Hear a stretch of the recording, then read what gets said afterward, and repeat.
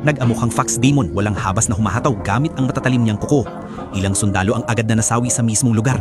Ang natitira ay napako sa takot ni hindi makalapit.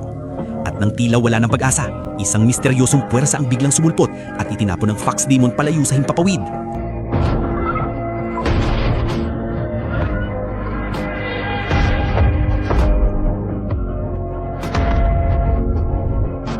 Isang dambuhalang nilalang na kulay asul ang bumagsak mula sa langit.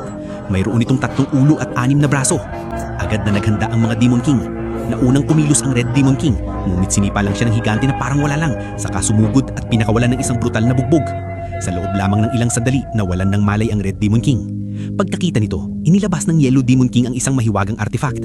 Sa galit na sigaw, isang napakalakas na buhawi ang bumagsak mula sa kalangitan. Kasabay nito, sumali rin sa atake ang White Demon King. Nilamon ang naglalaglab na apoy at nangangalit na hangin ng higante, ngunit tila wala itong epekto sa kanya. Tumalon ng mataas ang higante, inagaw ang artifact habang nasa ere at dinurog lamang ito sa isang iglap.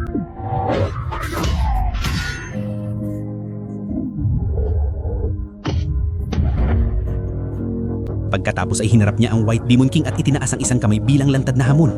Agad na nagpalabas ng kanyang salamangka ang White Demon King, ngunit sa ikagugulat ng lahat, sinalo ng higante ang atake ng diretsyo. At sa isang sipa, pinalibad niya ito palayo.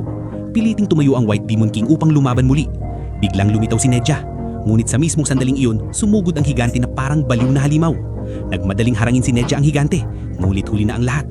Naghiyawan sa tuwa ang mga sundalo sa kanilang nasasaksihan, ngunit naging mabigat ang ekspresyon ni Jiang Zi. Parang alam na niya na may isang kakilakilabot na mangyayari.